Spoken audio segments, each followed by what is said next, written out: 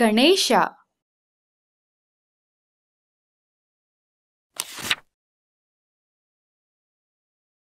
ಗಣೇಶ ದೇವರು ಶಿವ ಹಾಗೂ ಪಾರ್ವತಿಯ ಹಿರಿಯ ಮಗ.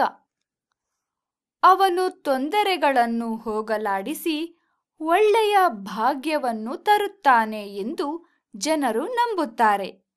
ಹೀಗಾಗಿ ಗಣೇಶನನ್ನು ಎಲ್ಲ ಜನರು ಪೂಜಿಸುತ್ತಾರೆ. ಗಣೇಶನು ಆನೆಯ ತಲೆಯನ್ನು ಹೊಂದಿದ್ದಾನೆ. ಒಂದು ಸೊಂಡಿಲು, ಒಂದು ದಂತ, ದೊಡ್ಡದಾದ ಆನೆ ಕಿವಿಗಳು ಹಾಗೂ ಸಣ್ಣ ಆನೆ ಕಣ್ಣುಗಳನ್ನು ಹೊಂದಿದ್ದಾನೆ. ಅವನು ಡೊಳ್ಳು ಹೊಟ್ಟೆಗೆ ಒಂದು ಹಾವನ್ನು ಸುತ್ತಿಕೊಂಡಿರುತ್ತಾನೆ. ಅವನು ಚಿಕ್ಕ ಇಲಿಯ ಮೇಲೆ ಸವಾರಿ ಮಾಡುತ್ತಾನೆ. ಗಣೇಶ ಏಕೆ ಹೀಗೆ ಕಾಣಿಸುತ್ತಾನೆ? ಇದೊಂದು ದೊಡ್ಡ ಕತೆ. ಒಂದು ದಿನ ಪಾರ್ವತಿ ಸ್ನಾನಕ್ಕೆ ಹೋಗುತ್ತಿದ್ದಳು. ಅವಳು ತನ್ನ ಶಿಷ್ಯ ನಂದಿಗೆ, ನನ್ನ ಬಾಗಿಲ ಹೊರಗೆ ಕಾವಲು ನಿಂತಿರು. ನನ್ನ ಸ್ನಾನ ಮುಗಿಯುವವರೆಗೆ ಯಾರನ್ನು ಒಳಗೆ ಬಿಡಬೇಡ ಎಂದಳು. ಪಾರ್ವತಿಯು ಕುಳಿತು ಮೈಗೆ ಎಣ್ಣೆ, ಅರಿಶಿನ, ಚಂದನವನ್ನು ಹಚ್ಚಲು ಪ್ರಾರಂಭಿಸಿದಳು. ಆಗ ಅವಳಿಗೆ ಯಾರದ್ದೋ ಹೆಜ್ಜೆಯ ಶಬ್ದ ಕೇಳಿಸಿತು. ಅವಳಿಗೆ ಏನೂ ತಿಳಿಯುವ ಮುನ್ನವೇ ಅವಳ ಪತಿ ಶಿವ ಒಳಗೆ ಬಂದನು. ಪಾರ್ವತಿಯ ಮುಖ ನಾಚಿಕೆಯಿಂದ ಕೆಂಪಾಯಿತು. ಅವಳ ಆಜ್ಞೆಯನ್ನು ಪಾಲಿಸದೆ ಶಿವನನ್ನು ಒಳಗೆ ಬಿಟ್ಟಿದ್ದ ಅವಳಿಗೆ ನಂದಿಯ ಮೇಲೆ ಕೋಪ ಬಂದಿತು. ಅವಳು ನಂದಿಗೆ ಬಾಗಿಲಿನ ಬಳಿ ಕಾವಲು ನಿಂತು ಯಾರನ್ನೂ ಒಳಗೆ ಬಿಡಬಾರದೆಂದು ಹೇಳಿದ್ದಳು ಎಂದು ಶಿವನಿಗೆ ಹೇಳಿದಳು. ಇದನ್ನು ಕೇಳಿದಾಗ ಶಿವನು ಜೋರಾಗಿ ನಕ್ಕನು. ಆದರೆ ಅವನು ಹೇಗೆ ನನ್ನನ್ನು ತಡೆಯುತ್ತಾನೆ? ನಾನು ಅವನ ಒಡೆಯ ಎಂದನು. ಪಾರ್ವತಿಯು ತನ್ನ ಮಾತನ್ನು ಮಾತ್ರ ಕೇಳುವವನನ್ನು ಸೃಷ್ಟಿ ಮಾಡಬೇಕು ಎಂದುಕೊಂಡಳು. ಮಾರನೆಯ ದಿನ ಅವಳು ಸ್ನಾನ ಮಾಡುವಾಗ ತನ್ನ ಮೈಗೆ ಹಾಕಿದ ಎಣ್ಣೆ, ಚಂದನ ಹಾಗೂ ಅರಿಶಿನವನ್ನು ತೆಗೆದು ಒಟ್ಟುಗೂಡಿಸಿದಳು. ಪಾರ್ವತಿಯು ಅದರಿಂದ ಒಂದು ಸುಂದರವಾದ ಹುಡುಗನನ್ನು ಸೃಷ್ಟಿಸಿದಳು. ಅದಕ್ಕೆ ಜೀವ ನೀಡಿದಳು. ಅವಳು ಅವನನ್ನು ಮಗನೆಂದು ಕರೆದಳು. ಅವನ ಕೈಗೆ ಕೋಲನ್ನು ನೀಡಿ ಅವಳು ಸ್ನಾನ ಮುಗಿಸುವವರೆಗೆ ಬಾಗಿಲಿನ ಹೊರಗೆ ಕಾವಲು ನಿಲ್ಲಲು ಹೇಳಿದಳು.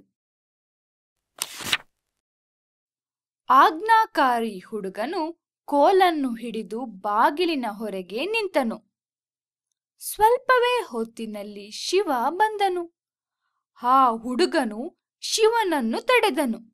ನನ್ನ ತಾಯಿ ಸ್ನಾನ ಮುಗಿಸುವವರೆಗೆ ಯಾರೂ ಒಳಗೆ ಹೋಗುವಂತಿಲ್ಲ ಎಂದು ಧೈರ್ಯವಾಗಿ ಹೇಳಿದನು.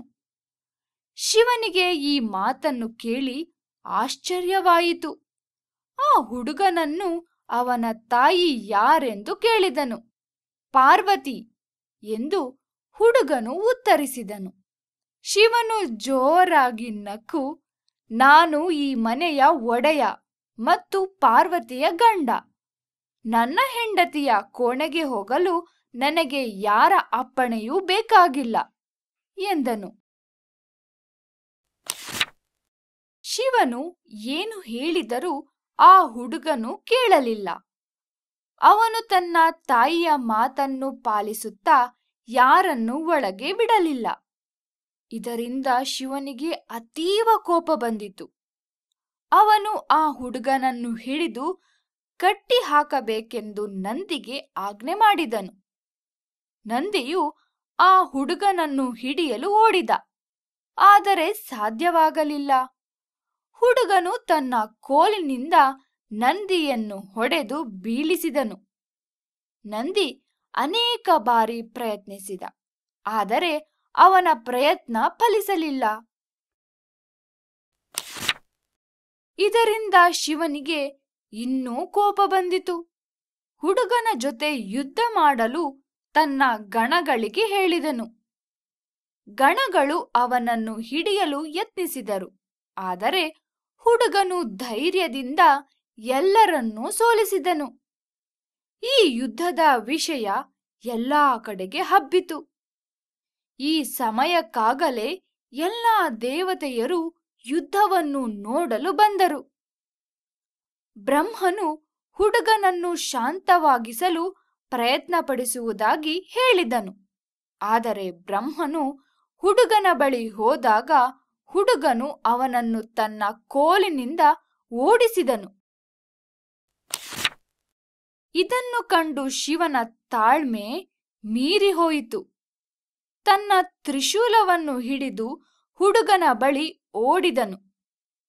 ಆದರೆ ಜಗತ್ತಿನ ಒಡೆಯನಾದ ದೇವರನ್ನು ಹುಡುಗನು ಬೀಳಿಸಿದನು. ಇದನ್ನು ನೋಡಿದ ದೇವತೆಯರು ಆಶ್ಚರ್ಯಚಕಿತರಾದರು. ಇಲ್ಲೇ ಇದ್ದ ವಿಷ್ಣುದೇವನು, ಈ ಹುಡುಗನಿಗೆ ಅಪಾರ ಶಕ್ತಿ ಇದೆ, ಅವನಿಗೆ ಮೋಸ ಮಾಡದೆ ನಾವು ಅವನನ್ನು ಸೋಲಿಸಲಾಗುವುದಿಲ್ಲ ಎಂದನು. ವಿಷ್ಣುವು ಹುಡುಗನೊಂದಿಗೆ ಯುದ್ಧ ಮಾಡುತ್ತಿದ್ದಾಗ ಶಿವನು ಹಿಂದಿನಿಂದ ಬಂದು ಅವನ ತಲೆಯನ್ನು ಕತ್ತರಿಸಿದನು.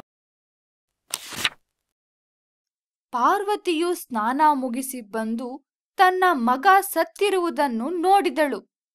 ಅವಳ ಕೋಪ ಜಗತ್ತನ್ನೆಲ್ಲ ಆವರಿಸಿತು.